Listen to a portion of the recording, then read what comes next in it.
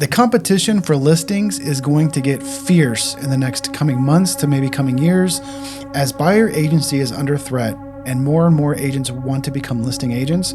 We know that in our current environment, there are more agents than there are listings. So you need to be prepared to win.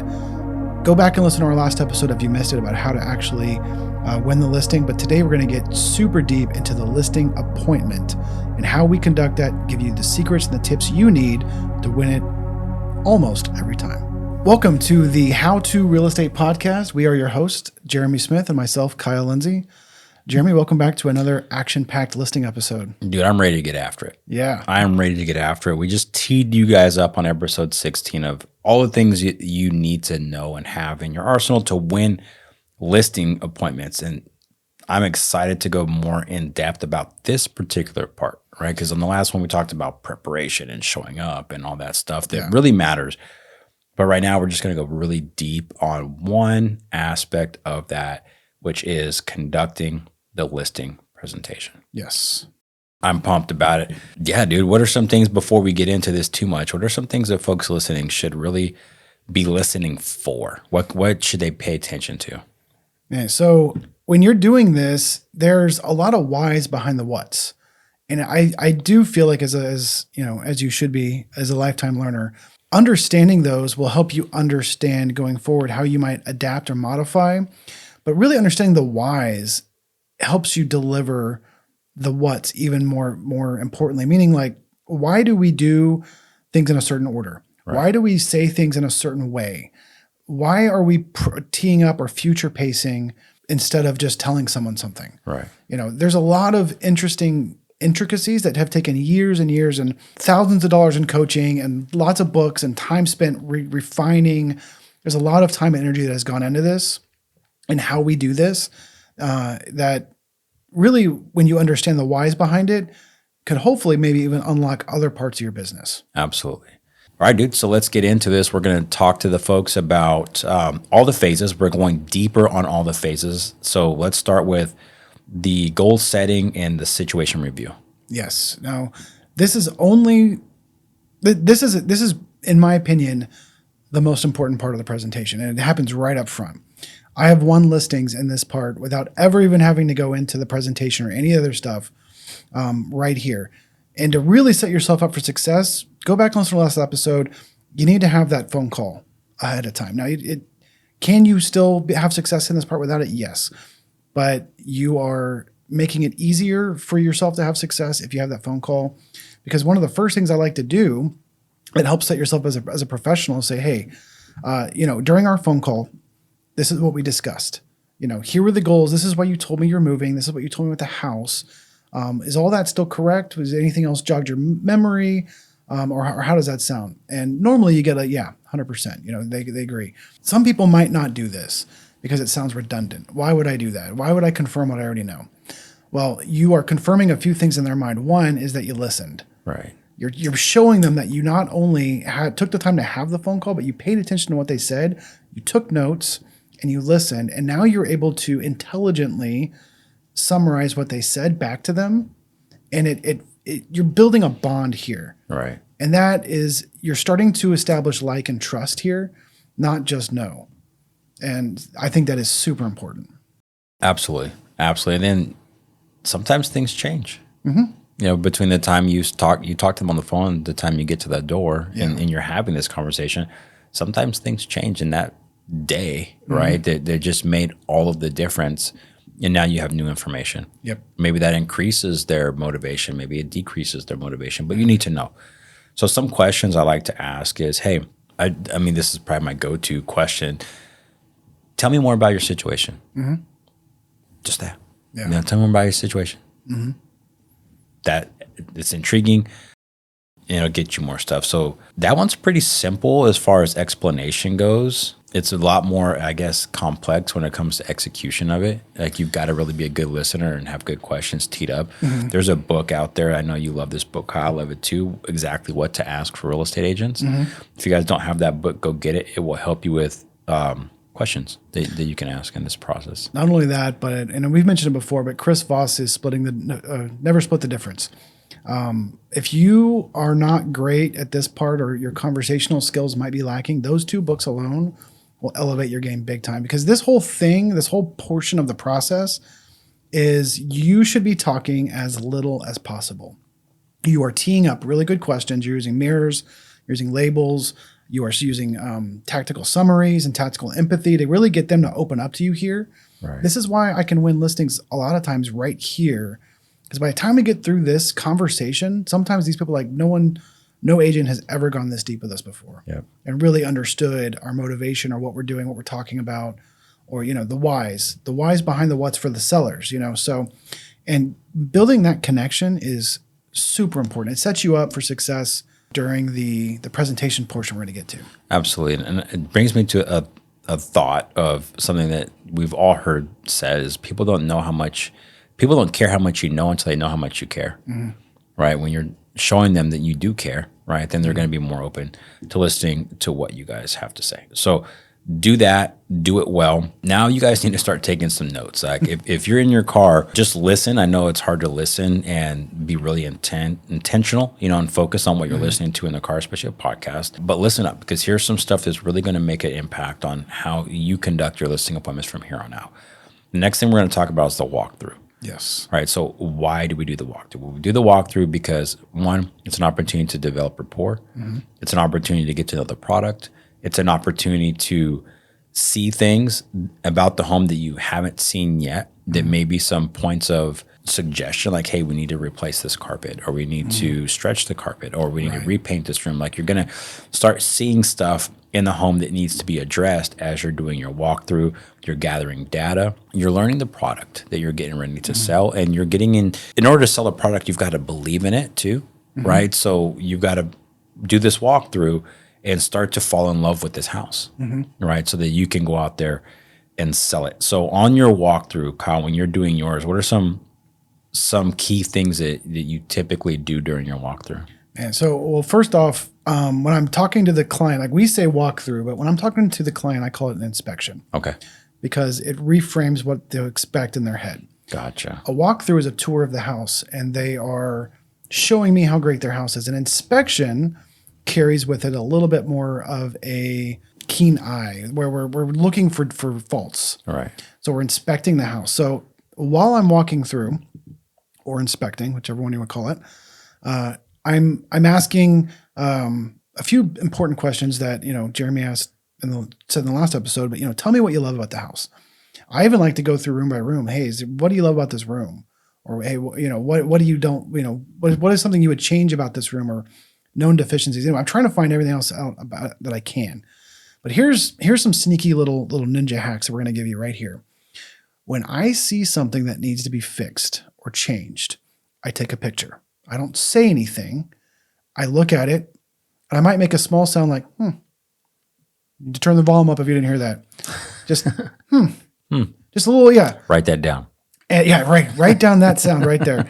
But I will take my phone, and so we have a walkthrough checklist that we're filling out. We're taking measurements, we're taking notes, and I will take a picture.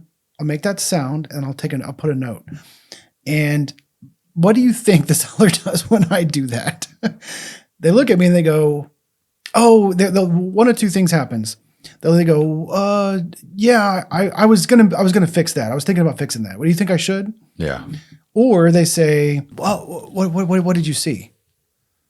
And they get curious. They're very curious. Yeah. And they're curious. And so there's a few ways to handle this. The first one, if they ask you, "Oh, I was thinking about fixing that," or a lot of times they say, "Would you fix that?" Or you say, "Well, I would." And again, I'm not saying you should. I'm saying I would. Right. Again, I'm not blaming them. I'm not putting any of the fault back on them. I'm just saying. So what this also does is later, when we're talking about pricing, I have a list of things that might be wrong with the house. And so, future pacing our episode here a little bit, a question I might ask during the pricing is, "Hey, do you think your house is perfect?" And they've already seen me and take some pictures. Yeah. And then their answer is no. Excellent. While your house is beautiful, you've done great. I love your decorations. Here's a list of things that I think could be done to get it perfect. Right. And depending on how long that list is depending on how much of a discount they're going to feel like they need to take. Right. Anyway, that's the little secret. So I'm going room by room. We're taking measurements. I'm pointing out deficiencies, and I'm also finding out what they love about it. Love it. Love it. I love that. Also, in addition to what Kyle just mentioned, I like to build rapport on the walkthrough. Oh, no, we don't do any of that. Kyle's strictly business. No, this is an inspection. Get behind me. You put on a white hard hat. Demand that authority. Demand that respect. So I love building rapport on these walkthroughs or inspections. And you can use things that you see in the house, right? Hey, they've got kids. You've got kids. Build rapport. Yeah. Right. They went to this school. You went to the same school. Build rapport. They served in this branch of the military. You served in that branch of the military. Build rapport. Like use things that you see in the home to be able to make connections. Right. We always talk about Ford, family, occupation, recreation, and dreams. If you're in somebody's house, there's no way that you cannot see things in the house that you can relate to. Yeah. Right. And find those things. You know, some things are even deeper than others. Like there's a college out here in Texas called Texas A&M.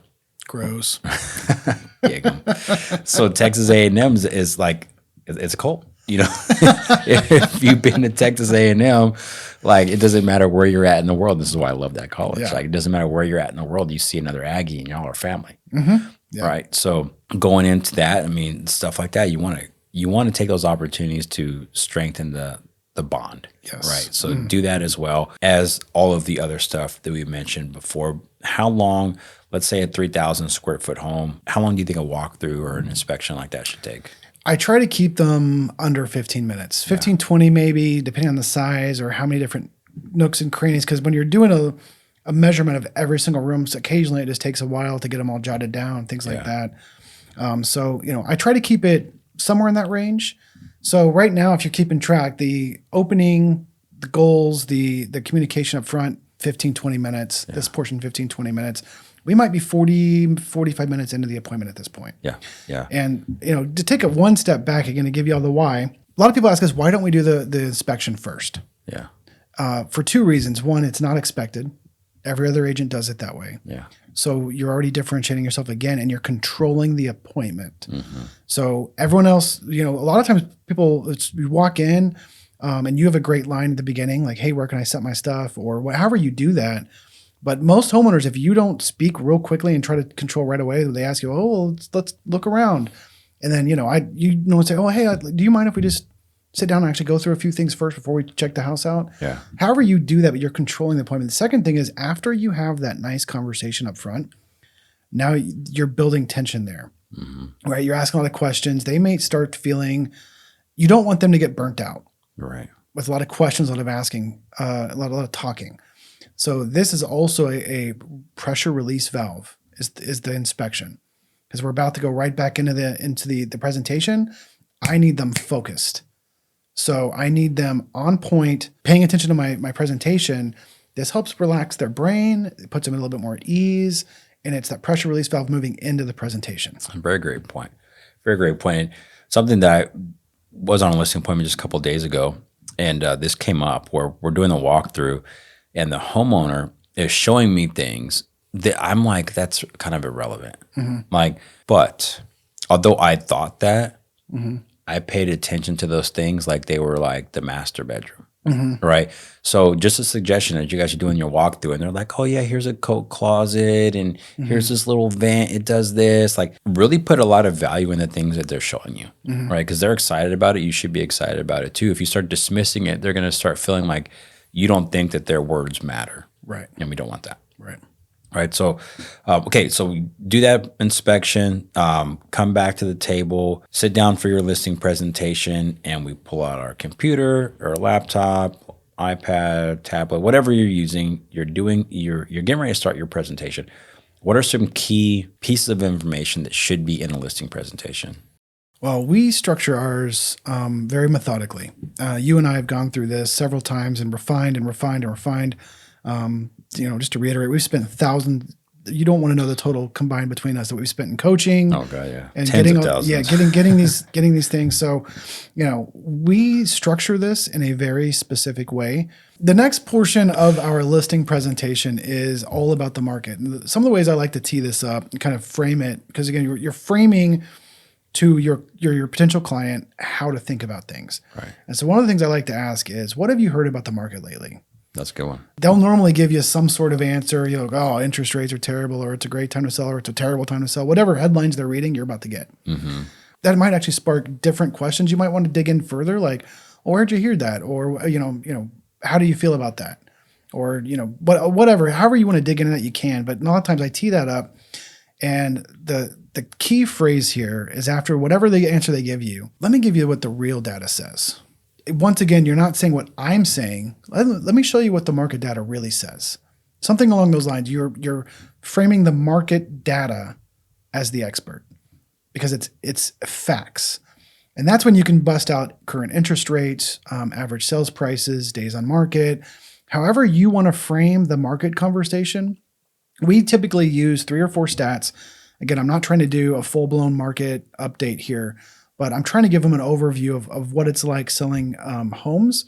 Occasionally, I will do a whole market overview. Like, again, real quick, I'm hitting 3 or 4 stats real fast, and then their neighborhood, if it is very different from the market. Right, right. And so just to kind of give you guys a visualization on this, like, think about if you're going to go out for a picnic, right? You're going to drive somewhere, you're going to go out for a picnic. What are some things that you take into consideration before you go on the picnic? Where are you going to look at the weather, right? What temperature is it now? Is it windy? Is it raining? Is it going to rain? What percentage of it chances is there of raining? Like, all of these things come into consideration, because you're going to go out here and you're going to get into this park and you're going to have your food and all that stuff, and all that plays a part, right? And how so what we're doing with all this market information, we're just kind of educating them and getting them prepared for the picnic of putting their home on the market. Like, this is what's going on in the market right now, right? This is what we're getting ready to be involved in. Right. So you have to know what we're getting into. So that's kind of why we present that information the way we do at that time. So after we get into the market stuff, and we answer their questions and kind of get a gauge on what their perception is of the market, what is the next step? So after that, we go into the our key differentiators. Right. So we talk about the market. So we've set up who we are, what's the market doing, and now we're kind of answering the question in the back of their mind, why us? Right. And that's where we talk about our one-day listing guarantee, our flexible commission plans, our communication plan. What sets us apart from other realtors, basically. Right. Our performance stats go here. Why hire us?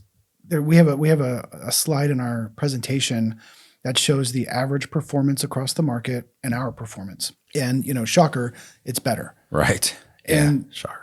We're answering 2 big questions with this slide. Is, again, why us? We're solidifying why choose us. But 2, we are having our commission discount conversation without even having it. Absolutely. Because if I can show you that on average, I make 2% higher sales prices than the average industry in less time, why would you not pay more than that? Right. Like, why would take a 1%? So you're still telling me you would rather save 1% than make 3%? Right.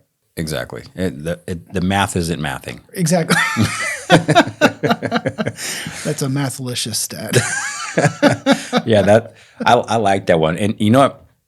I really like too, like the way we tee up our guarantees, right? Because it really shows that we're in touch and we're in tune with what's going on in the market from the consumer standpoint. Because we say, hey, the number one concern for homeowners is being locked into a long-term contract with the realtor that overpromises, underdelivers, doesn't communicate, and never does their job. Right. And if they're an expired or canceled listing, that is exactly what they just experienced, more than likely. Right. Sometimes it's them. Sometimes sellers a problem, but most of the time that's what they experience. Right. And that is a true concern. So we're addressing the elephant in the room without them ever having to express it, which shows that, they are in tune. They know what's up. The other one is communication. Right. Hey, the number one complaint about the real estate industry is a lack of communication. Yeah. I guarantee you that won't be a problem with me. And here's why. Here's how I guarantee it. Now, I always tell them, hey, my phone's on silent when I'm in an appointment right now. This is my time with you. I won't take any interruptions. So I'm going to miss phone calls. I'm going to miss text messages. I'm going to miss emails during this time. My guarantee to you is I'm going to return that within a few hours. Right. You're going to hear back from me. And this is why. Here's my schedule. Here's where my time block is. Like, just going deep into settling the fears of you're going to take that listing and then just disappear. Yeah. Right. Because that is in their back of their mind that you're just going to sell them right now. Maybe you're a good salesperson, and then you're going to just drop the ball. It's Yeah. maybe what they've experienced in the past. We're probably lingering a little too long on the presentation, but at the same time, I think through your order of your slides here, because this should flow like a script. So like when we deliver this, it's, hey, here's the market. Now let's talk about why us, because I know you're asking that question. Here's a slide that I love, and I usually ask them like, hey, do you like stats? Because I love stats, and this is one of my favorite pages because it shows you how we outperform the market. And just say like, hey, do you think it would be a kind of a no-brainer if I could show you I can make you more than the average agent in the DFW Metroplex? And of course they're like, yeah, of course. Well, cool. Well, check this out. I average and I show it to them, and I pull these every month, their current stats, and then I move into. And so, do you agree that that would be worth obviously hiring someone that can outperform the average? And they say, yeah, okay, cool. Well, do you know what the number one question I get most of the time at listing presentations? And they're like, well, blah, blah, blah. I was like, it's always about my commission. So let me talk about my flexible commission plan. Yeah. And then I ask them, do you think that it would be fair that I charge you the exact same commission no matter how hard I have to work? And they say, no, cool. This is why we designed it this way. And I show it to them. I'll walk them through it. Cool. So that's the number one question I get. Do you know what the number one concern and we go back in our one-day listing guarantee? And again, I'm flowing here. And I'm answering all these questions in a very logical order that I set up ahead of time so that these people can follow along with me. And so could you do this a different order? Yes. You just got to figure out your flow. Yeah. Yeah. But to your point, it's got to make sense. Yes. Right. It's got to make sense. One thing should lead to the next. Yeah. Don't talk about your flexible commission plan and then go straight into your marketing and then come back to a one-day listing guarantee. And then Don't jump around. Right. Now, there is a strategic thing that we do where we talk about our guarantees in the beginning and then we reinforce them at the end. Yep. Right. Because a lot of communication has happened in between that time of when you first told them about the guarantees and then you get to the end of the presentation, they may have totally forgot about that. Right. Right. So we want to end on those guarantees. And then we also want to kind of bring some humanity into it. Right. One of my favorite slides on our presentation is the photo of my family. And I can look a man in his eye and say, hey, look, dude, this is my family. I've got 4 kids. My goal as a father is to create a life for these kids that I didn't have. My goal is to show them success and to provide for them financially and emotionally. And if I let you down, then I'm letting them down. And to me, that is completely unacceptable. Yeah. I will not let you down. And here's all the reasons why. Yeah. Like, there's something about that. Like when you can look in somebody in their eye and they feel that genuineness and you're really being genuine with it, because I certainly am, you see smiles. Yeah. You see the muscles that were tense just loosen up. You've given this great presentation and now you're a human again. Right. Right. And now you guys can connect on a deeper level. So the presentation is absolutely critical. You've got to do it in an order that makes sense. You've got to communicate well all of the value propositions that you have for your particular business. You may not have, a flexible commission plan and a one-day listing agreement, guaranteed cash offers. Like you may not have those things yet in your business. You will, right? The more you get into business, the more you learn about these things, you'll have them. And then sometimes you rotate things in. We used to do like your home sold in 45 days or less, or I buy it, right? We don't do that anymore. Right. So you'll rotate things in and out, but it's important that you're structured, you're systematized, you do the same thing over and over and over again. All right. So that is the listing presentation. What comes after that? So the next portion of the presentation, or the next portion of the appointment, is the pricing conversation, which you've already should have teed up in the presentation where you talk about pricing strategy. You need at least one, hopefully maybe 2 slides on pricing strategy and how that pricing strategy can affect how many people see their house and the marketing plan and all that stuff, how it all ties together. Because you want to set yourself up as a pricing expert. So when I start the conversation, there's a critical question I like to ask to help out with a little bit of time efficiency. And it goes back to that pre-listing email we talked about in the last episode. Hey, I sent you the CMA and the email that I sent. You didn't get a chance to look at that, did you? And most of the time they say no. And then you say, cool, I prepared a 60-page CMA or however long it is. Do you trust that I went through this diligently and came up with a pricing strategy that is going to maximize your profit? And most of the time they say, yeah, I trust that. Okay, cool. Do you want me to go through this page by page and explain that to you, or would you like me just to go straight to your price? Now, The trick here is if you think that they want to overprice their house, don't ask that question. Please. Yeah, you need to go through the stats with those people. So, and we'll go through that a little bit more methodically here. But when you feel that connection and you're on board with someone, you know that they trust you at this point, you can probably talk about the price, go straight into the contract, get that thing signed, get that lockbox on the door. Yeah, and a good way to know that, in that conversation, like you mentioned, the pre-listing conversations, ask them, hey, do you have an idea what you want to list the home at? Yeah. If they say, I have no idea, cool. They're going to trust your guidance. If they're like, this number, right. A very specific number, then you need to dig more into that. And hopefully that falls in line with your pricing recommendation. But I always like to make sure that they look at all the photos. If they haven't looked at it, like I try to go high level on it. Hey, here's the photos, this home, which of these homes, which one do you think is most like yours in size? And I explain to them, hey, we're going to go 300 square feet above and below.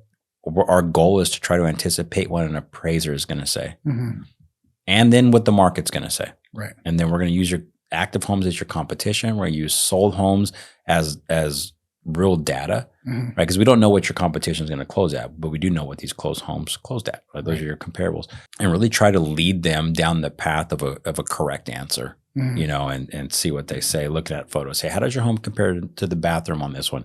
Here's a master bath. How's it compare? Cool. That one's more dialed in. Cool. Then would you think a $5,000 adjustment? Like if your home was exactly like that one, but the bathroom on that one was updated, would your home be worth about $5,000 less? Yeah, that makes sense. Okay, cool. Write it down. Right. So then, okay, here's the value, and then we're going to deduct or we're going to add all these adjustments. And so here's our final number. Right. I like to go through like that, kind of strategic. This works fantastic for someone who wants to overprice their house. Absolutely. You slow it down and you basically force them to do the calculation. And then when they get to the number at the end, they're like, shit. Yeah. And it just makes sense. Yeah. Right. It's logical. But I also like to do it for folks that are in alignment, because something that I discovered in the past, and this is just a me thing probably, but like we agreed on a price, we listed at the price, and then it's sold fast. And we're like, well, we underpriced it. Like, what do you mean you underpriced it? It was just the market's hot, So it's sold fast. But I always like to have the homeowner like in ownership of that decision, so they're not just relying on my guidance. They can never come back to me and say, hey, Jeremy, you priced our house too low. Or you cost us a bunch of money. No, we did this together. Right. Makes sense. Yeah, I like to ask a question right there at that point too. In the appointment, hey, so we've come up with the price for your house. How would you feel if we went under contract in the first weekend? Yeah, that's a good one. And would you feel like we've left money on the table, or do you feel like we hit that looking at the price matrix and all the other slides here, or would you feel like we hit that price right on the head? Right. We nailed it. And normally I'll hear, well, I think we might have nailed it.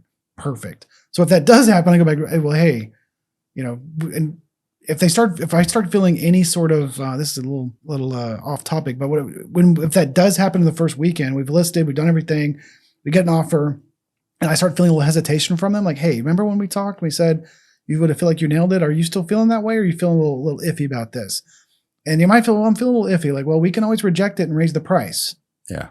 And they're like, oh well. And then when they get confronted with the alternative, and then now again, it becomes their decision again. Yes. No, let's just take it. Okay, cool. Yeah. We'll roll with it. Yeah. All right. So then once we come to a decision on pricing, right? And again, it's always a homeowner's decision. We make recommendations. We support it. Yes. Sometimes supporting it means that we move forward the listing. Sometimes we say we support it from a distance, right? We don't take that listing. I'll cheer you on from back here. No, it's $150,000 too high. I support your decision. Yeah. To go find an agent that will do that. Yes. Okay, so we've got a decision made. We're moving to our listing agreement signed, getting it signed. So pro tip, have all of the homeowner's information on your listing paperwork prior to getting there. Yeah. I like to do it printed. I know some folks want to do it digital. Time kills deals. Yeah. Right. So if there's an opportunity to do it in paper right then and there, you should do that. A few reasons why I think that's the best way is, one, you get it done. You don't have to wait for them to sign, get in their emails and constantly have to follow up with them on that. Two, you get an opportunity to really explain the listing agreement to them and even further solidify their decision in hiring you because you know your contracts too now, right? Yep. So now you're icing the cake you just baked. So that's why I love getting the listing agreement signed right there, but be efficient with it. When I go to a listing appointment, I 100% expect to get it. I don't care if I waste 10 pieces of paper, right, in the process. So not only is the homeowner's information on page 1, but I've got my initials on every single page. I've got my signature on the last page. I've got intermediary box checked because we're doing that. Like I have that thing filled out so much. The only thing I need is price. I need price and listing dates. Yeah. Yeah. Well, I put the listing date on there too.